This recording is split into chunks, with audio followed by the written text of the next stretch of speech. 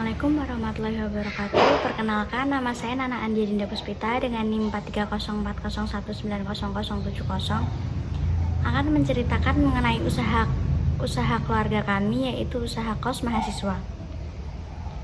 Saya adalah anak terakhir dari 3 bersaudara. Ayah saya bernama Hadi Purwanto dan ibu saya bernama Kamsida. Saya mempunyai 2 kakak, yang satu laki-laki bernama Andi Dedi Siswoyo dan satu lagi perempuan bernama Erna Andika Sari.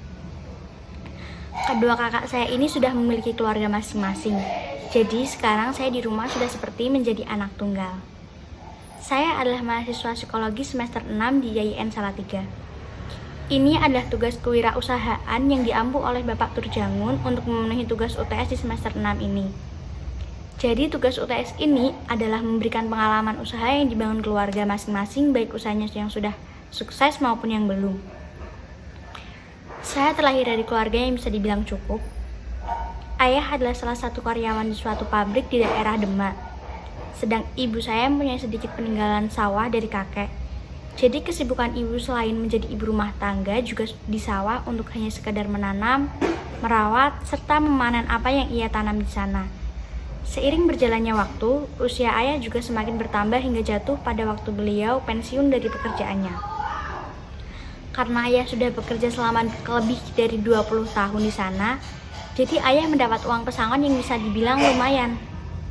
Ayah meminta pendapat pada kami para anaknya, mengajak berdiskusi anak serta istrinya untuk kelanjutan di masa tua apa yang akan ia jalankan agar tidak menganggur. Dari kami semua sudah usul ide usaha jualan mulai dari toko kelontong, usaha laundry, bahkan banyak ide yang kita sampaikan saat berkumpul sembari ngeteh di teras rumah. Pikirku saat itu, ayah sudah masuk usia senja.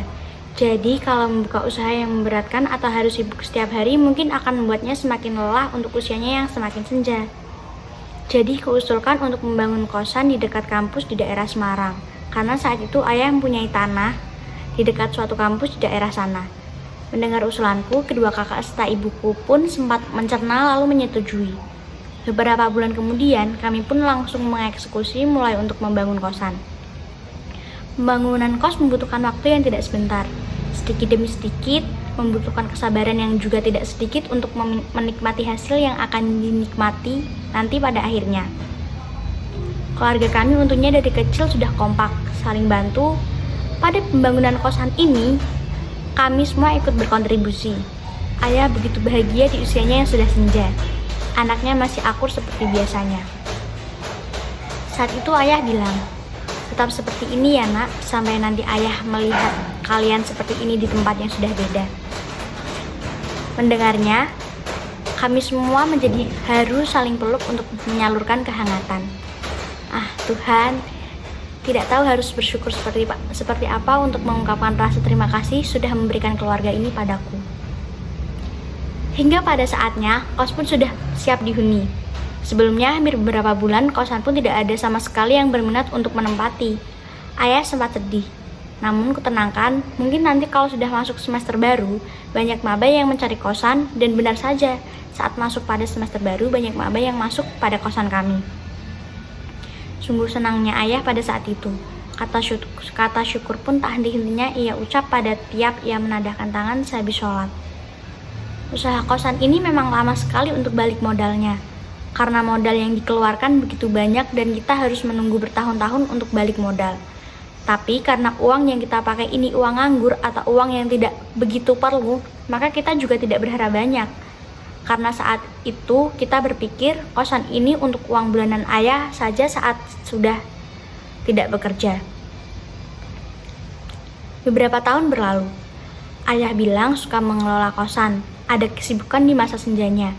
Ayah juga bilang berniat untuk menambah kosan di daerah lain.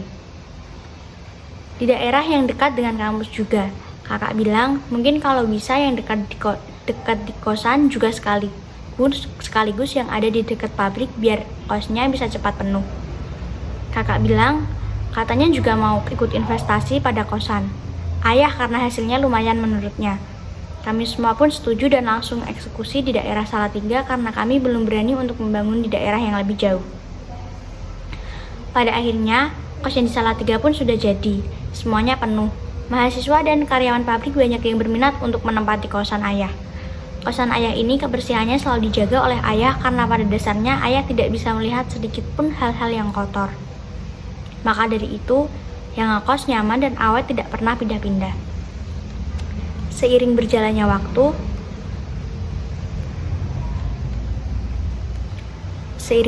waktu, alhamdulillah ayah bisa menambah kosan di berbagai tempat seperti Solo dan Jogja. Kosan itu bisa menjamin hidup ayah dan ibu di masa senja. Bahkan kosan ini menurutku bisa membangun lapangan pekerjaan walaupun tidak luas. Ayah membayar orang untuk membersihkan kosannya setiap seminggu 2 kali.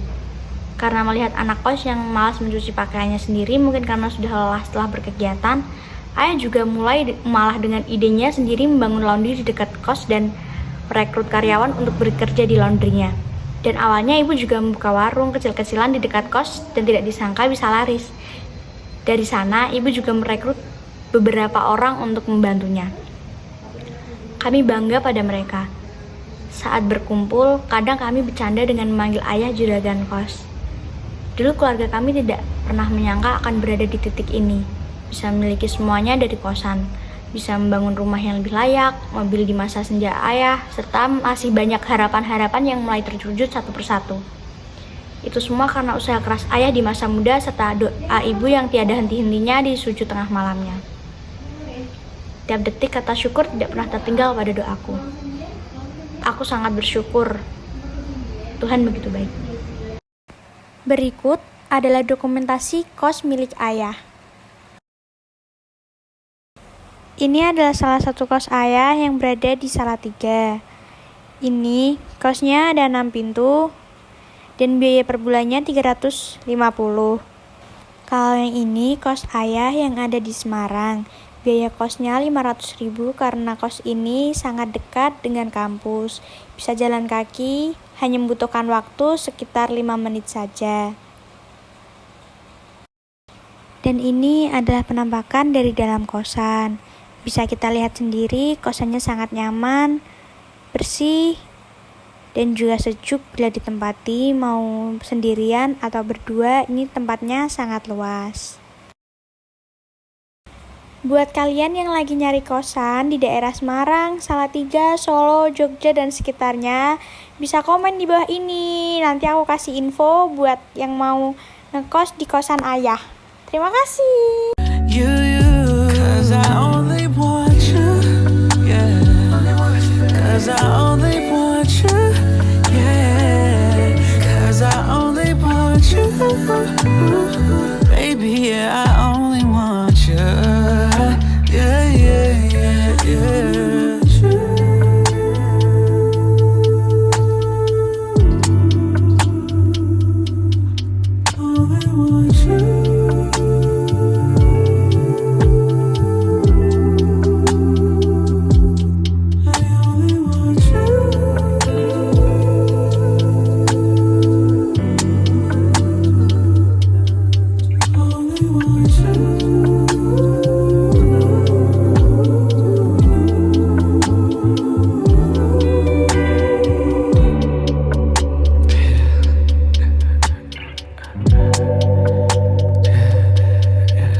Stay with it.